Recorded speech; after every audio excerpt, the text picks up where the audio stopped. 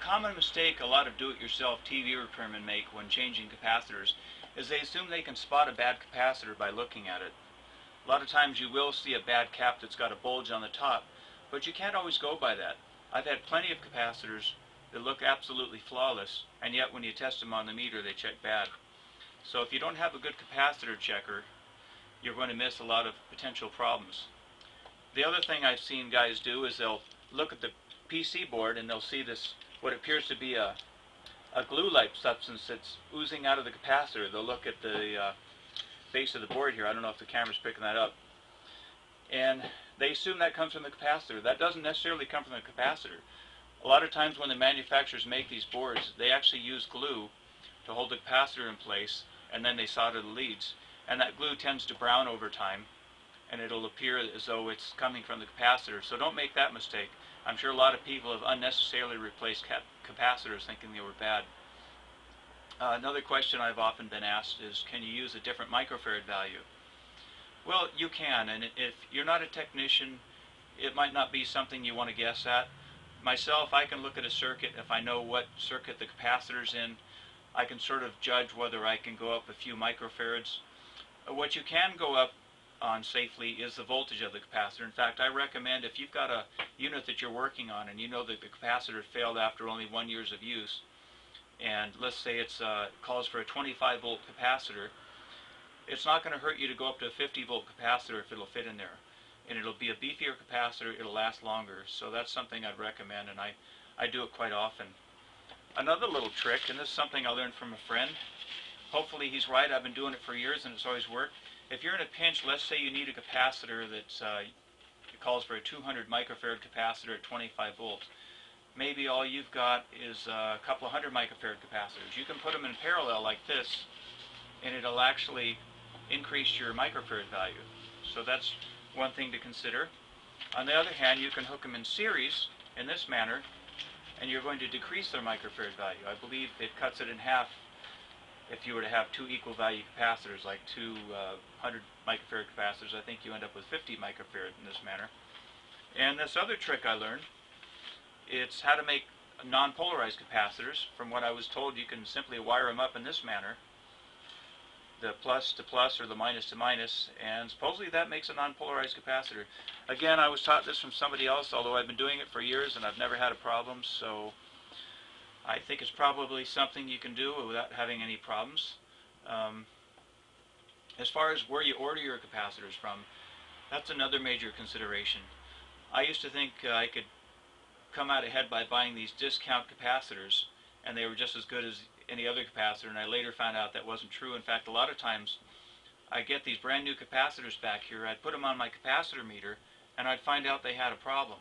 So if you can find a reputable company like DigiKey, learn to use their website, learn what to look for as far as the operating parameters. You want to make sure that you get a capacitor that can handle the heat. You want to make sure that it's the correct voltage, the correct microfarad value and everything, and the correct size. Sometimes size is of the essence when you're dealing with these a lot of these new circuit boards and these LCD TVs. You can't put a big massive capacitor on here and expect to put the cage back on it. Although I have put them in sideways and put extended wires on them in a pinch, so that's something you can get away with at times. Now another little trick I learned is sometimes you'll be checking a capacitor. You can't always tell where it is. You've got a lot of components bunched together. I'll take a little LED flashlight like this one made by a company called Packlight, and I'll hold it on the back of the circuit board. I guess probably hard to see the light coming through, but you can actually see where the component is, and I find that to be extremely helpful. And of course, don't forget to discharge those capacitors if you have any suspicion that they might be charged. These meters here are not cheap. I paid $220 for this meter, and it's well worth every penny of it. In fact, I'd never go with one of those cheaper versions again. This thing here has made me a lot of money, helped me find a lot of bad caps, but I made the mistake one time of trying to check a capacitor that had a heavy charge on it, and poof, my meter was wrecked. And it wasn't an easy fix either, so I had to fork out another $220. So those are a few tips there that might help you out. The other thing I like about this meter is it'll test capacitors in circuit. I can simply hold this pair of tweezers up to the back side of the capacitors, and it'll actually give me an indication whether it's bad or good. My old meter, I used to have to unsolder every single capacitor before I checked it. So that's something that can definitely be an asset. Another little tip, there's a gentleman I've been buying case histories from. Now this book to me is worth its weight in gold. There's a gentleman out of Maryland, his name is Mike Danish, and he's been working with 70 other television repairmen to put together this book.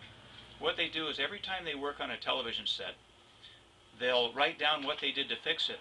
And if you've been in this industry for a while, one of the things you learn is that a lot of the problems that occur with these TV sets are repetitious. The manufacturers make mistakes because they're humans, and that actually works in our favor.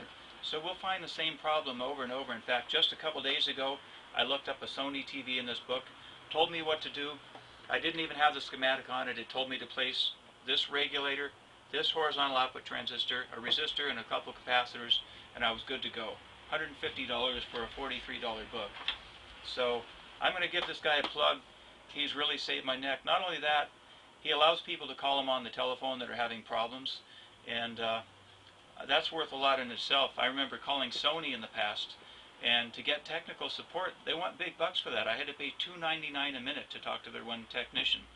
And I remember this one time I was like 4 minutes into the conversation. I'm looking at the clock and I'm thinking, gee, I just blew 12 bucks and we haven't even begun to troubleshoot the problem yet. So, you know, I understand they need to charge a lot of money for that sort of thing, but Mike will call you back on his own dime.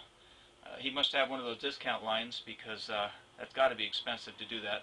But he'll call you back on his own dime many times. I try not to overburden him too much because I realize he's got a lot of people he's helping. But again, I highly recommend these books.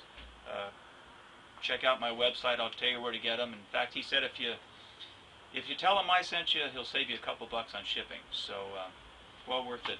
I went to another outfit and bought some service tips thinking that by paying more money I was going to get better tips, and I was surprised.